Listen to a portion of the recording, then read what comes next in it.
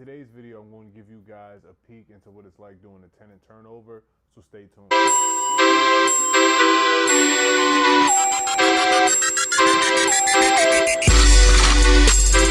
I just got that money swag. Tenant turnover is the process of getting a property ready from one tenant to the next, fixing it up and get it back ready so the new tenant will want to move in. You can get a quality tenant.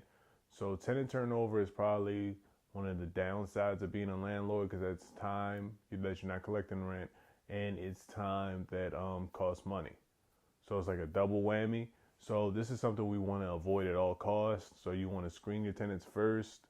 You do your work on the back end, and you want to get to this as few times as possible. So after you have to kick a tenant out. I kicked a tenant out on the 8th, and it probably took me like a month or so to get the property in this condition, and it still needs a little bit more work. So that's a month I can't collect rent, and that's a month you can't do things. So I'm gonna give you guys some tips that I learned on this process, because it's probably my worst tenant turnover that I had to do. Number one is no gas burners. We're gonna use all electric stoves, because if we had like an electric glass top stove, we probably could have saved the stove and used it for the next tenant. But the grease and all that kind of stuff just got too deep into all the little crevices and stuff on that gas burner. So we just decided to let it go, because it was just too dirty. So I would say that. Also, this process to get it fixed up in the condition that you guys are seeing right now probably took about, I want to say $1,600 or so. So that means I lost money because I had a $1,375 security deposit. So I used the security deposit plus some. So you might want to consider moving forward to not have 1 month security deposit if your local jurisdiction allows. Baltimore City will allow you 2 months rent for security deposit. They'll call that like a double security deposit. And I think moving forward, I'm going to do 1.5. So that way I have that extra, because most security deposits probably won't cost me that much money. So I'll probably use 1.5, because this was like an extreme case, and 1.5 probably would have covered me. And I think a double security deposit might scare some people away. But if the rent's $1,375 and I say I need $1,900 or so, I think that's an easier pill to swallow. So I think moving forward, I'm going to do 1.5. You might choose to do 2 or whatever your local law allows, but consider doing more than 1 month security deposit. That's something I didn't really consider, because it was my first property. I just wanted to get somebody in there. I did my due diligence and everything, but I didn't want to beat people up money-wise. But I think moving forward, 1.5 months, because I know most likely I'll be able to afford that.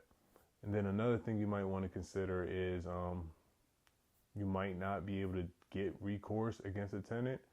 So you need to make sure that you're coming to the property often. This tenant have been with me for about 4 years or so. So I wasn't really checking behind it as much as I should. And when I went over there, I would just let things slide, because we had a good relationship. So don't let things slide. Learn from me.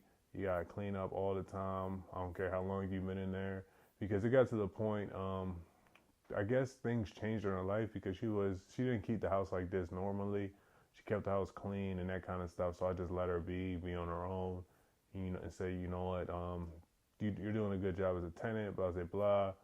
Give her some freedom, like it's your house. I just own it type thing. So I can't do that moving forward. No matter how clean you are, I'm going to have to start doing inspections maybe semi-annually. That might be the best, or every 4 months instead of every quarter. But I have to do my inspection, no matter how well they're doing, because people's life circumstances change, and their cleanliness can change with that, and how they're treating their property can change with that. So don't fall behind, even if the tenant has been with you for a long time.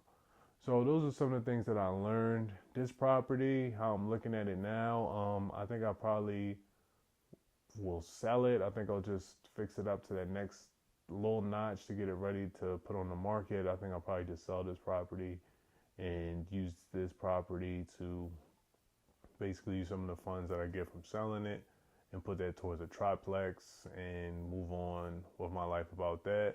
But these are just some things about tenant move outs that I learned doing this property. hopefully you guys learn from my mistakes. And if you guys have any questions about the process, anything that I learned, any of that kind of stuff, just put it down below. If you have any comments that you want other people to know about doing tenant move outs and doing tenant turnover, just put it down below. But again, tenant turnover is a process where you're not only spending money, but it's costing you money because you can't bring income in because you have to get the property ready for the next tenant.